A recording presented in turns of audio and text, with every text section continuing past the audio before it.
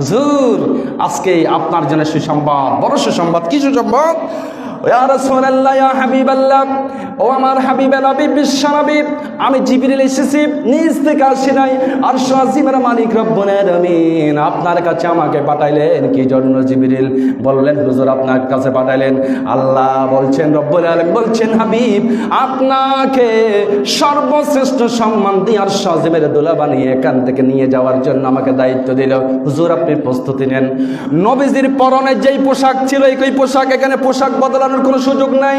আল্লাহর হাবিবের পোশাক নিত্য নতুন, সব সময় স্বাভাবিক পোশাক থাকতেন।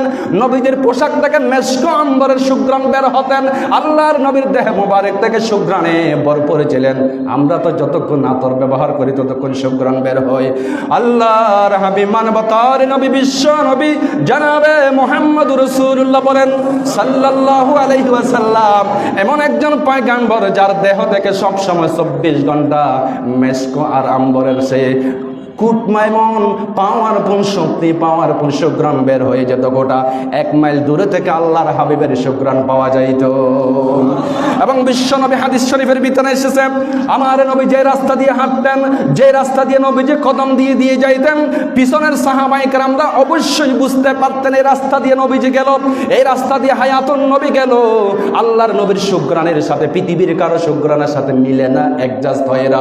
এমন ভিন্ন সুঘ্রাণ যার, যেই নবীর কাছে আল্লাহ দিয়েছেন। জোরে জোরে বলুন, ওই মহান রবের নাম কি? সুঘ্রাণ পর্যন্ত ভিন্ন। সাহাবায়ে কেরাম হযরতের গাম মোবারক পর্যন্ত বোতলের শিশুরি ছোট ছোট বোতল নিয়ে রেখে দিচ্ছেন। এক সাহাবীর বিয়া অনুষ্ঠানে বোতল খুলে সপ্তাহে দিল। সবাই বলা বলি করলো, কিরে মক্কার জমিনে এত সুঘ্রাণ আছে, এই সুঘ্রাণের সাথে তো কিছু মিলে না, তুমি কোথায় পেয়েছো? ওই সাহাবী বললেন, ও রাসূলুল্লাহ, সাহাবীরা শোনো, এই সুঘ্রাণ আমি কোথাও থেকে আনি নাই, কোনো লন্ডন থেকে আনি নাই, বাহরাইন থেকে আনি নাই, কাতার থেকে আনি নাই, কোনো দেশ থেকে আমি সাপ্লাই করি নাই, আমদানি করি নাই। এই সুঘ্রাণ কি জানো? এই সুঘ্রাণ হলো একদিন আল্লাহর হাবিবের জসদে আতহার থেকে কয়েক ফোঁটা গাম বের হয়েছিল। ওই গামগুলো যখন জমিনে পড়ছে, আমি কি করলাম? নবীজির গাম মুবারকগুলো আমি যত্ন সহকারে মোহাব্বতের সহিত আল্লাহর হাবিবের গাম মুবারকগুলো আমি যত্ন করে নিলাম, যত্ন করে সংরক্ষণ করে রাখলাম, এবং আজকে আমার সন্তানের বিয়েতে আমি বের করলাম।